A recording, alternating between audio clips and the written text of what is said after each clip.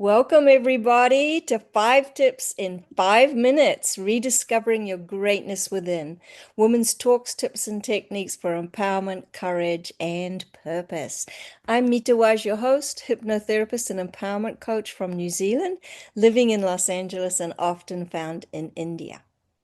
Today, we have another special guest, and her name is Blaize Hall. Hi, Blaize. Welcome. Hi, Mita. Blaize is a somatics and communication expert. She helps people with generational trauma patterns heal their communication through somatic therapy practices, mindset work, and communication strategy. So, Blaize, tell us a little bit more about you and your business. Yeah, thank you. I created the Whole Body Communicator program after years of working with people in lots of different contexts and kind of noticing, wow, the heart of most of our issues that I was noticing across spaces and clients is communication. And that breaks down into three pillars: communication with your body, communication with yourself, your higher self, inner narrator, and communication with others. So the Whole Body Communicator program addresses those three facets of where our communication can get disrupted. And we use somatic practices to heal communication with our bodies, fine tune our listening with our bodies. We use mindset work and inner narrator, internal family systems practices to heal communication with ourselves. And then we use communication strategies, conflict repair, rupture repair, things like nonviolent communication, authentic relating practices, boundaries work, things like that to heal our communication with others. Oh, that sounds really wonderful. Yeah. And then I also teach naked yoga. It's a whole other layer of healing your communication with your body, but that's like another little Oh, that's passion wonderful. project on the side. Good for you. Good for you. So, Blaze's topic today is 5 tips for turning conflict into closeness. I love that title. 5 tips for turning conflict into closeness. So she's going to tell us about it in her 5 tips. Are you ready, Blaze? I am ready. Let me get my Okay, feet on the floor and my breath in my belly. yes, let's start the clock. Woohoo! Feels exciting. Okay, so here's my 5 tips. Number one, check in with your body. Do this as often as possible. In the Whole Body Communicator program, we call this somatic living. So instead of this idea that somatic practices need to be something where we spend an hour doing all these specific movements and breathing, we turn it into an ongoing way of living.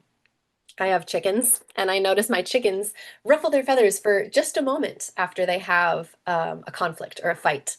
And they shake it out, and their feathers kind of fluff out and then settle back down. We don't always need some deep hour-long somatic practice. We do need continuous awareness and adjustments to be able to stay present with ourselves and each other.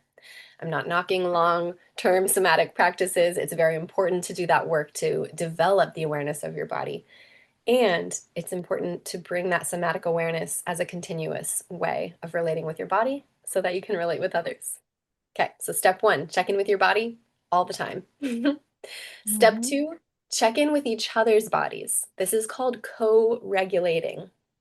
It's not possible to create true intimacy, which is a requirement for tough conversations, if you are not co-regulating.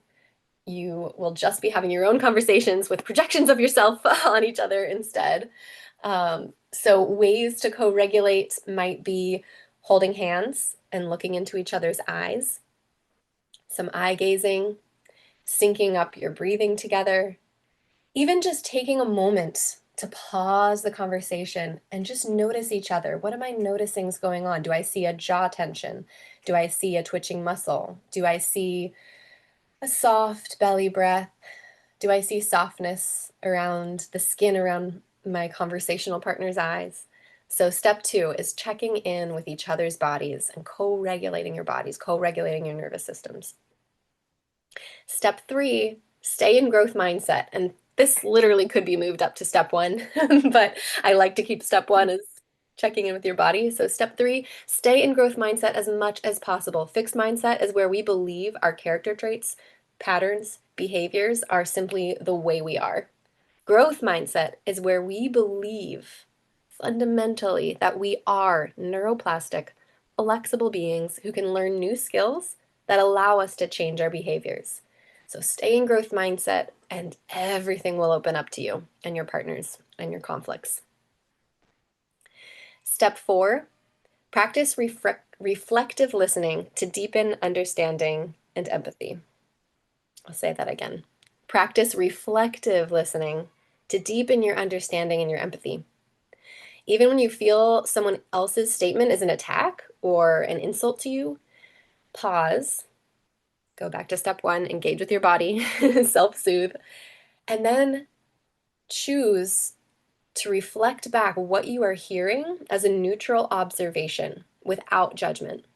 This allows the focus to be on understanding each other first rather than on being right or winning the argument. So if someone says, "Oh my God, you just never do the dishes when I ask you to," this is just like an example.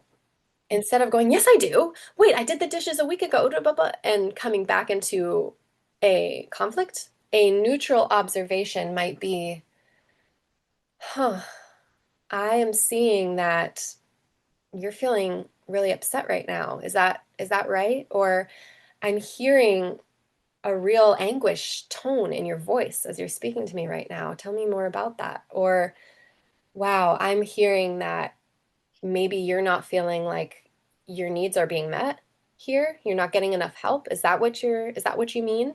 Trying to understand where the person's coming from rather than winning or defending yourself.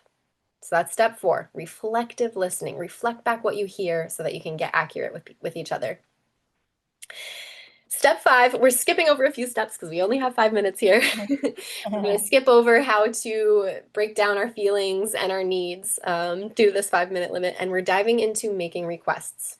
Step 5, state your requests of each other as simplified, direct action items and keep them positive. So what I mean by positive, a negative request would be, "Don't disrespect me." That's negative. It's what you don't want them to do. And it's also vague. Respect is so up for interpretation, right? Telling someone what not to do leaves them totally in the dark.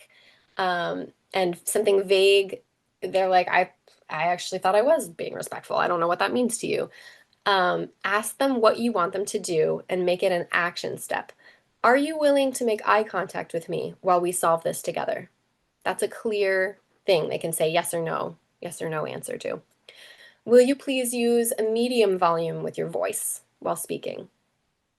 That would be something then that you could even specify. This is medium volume to me. This is medium volume to me. Like, get clear with each other. Reflect back and forth until you get clear. Will you please use word choices that are neutral, i.e., instead, give them an example again to specify, instead of a curse word about me, please share with me how you are feeling emotionally and physically so I can understand more what it's like to be you right now.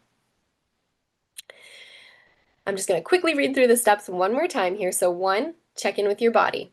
2, check in with each other's bodies. 3, stay in growth mindset as much as possible. 4, practice reflective listening to deepen your understanding and empathy. And 5, state your requests as simplified, direct action items that are positive. Please do this rather than please don't do that. Okay, that's it, y'all. Hopefully that was 5 minutes. Oh, that was great, Blaze. Thank you. And I love the way that you expressed, that was quite clear, the different kinds of steps that you thought people could take. I love that. Thank you. And you have a very empathetic voice. So lovely. Oh, thank you so much for that feedback. That feels amazing. Yeah, great job. And Blaze's info is in the show notes, so make sure you go visit her, see the amazing work she does, and get to know her a little bit and what she does. She's truly amazing. So Thank you. thank you, Blaze. And do you have any last words of wisdom?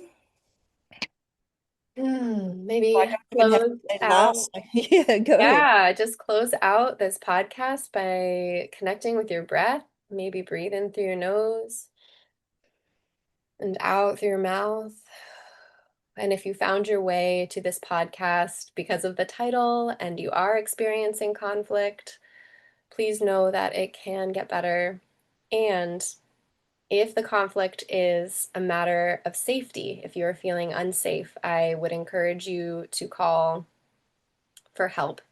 If we're talking about that level of conflict, please call for help. Please call 988. Please call a domestic support line. Yeah, we can all work on our conversational skills. And if your safety is in jeopardy, please take care of yourself. And that's my Mhm. closing thought. Thank you. Those Yeah. are good suggestions. Thanks, Blaze, for coming on Mhm. today. And that's it for 5 tips in 5 minutes. We'll see you next time. This Okay. is Mitta Wise and Blaize Hall signing off with love.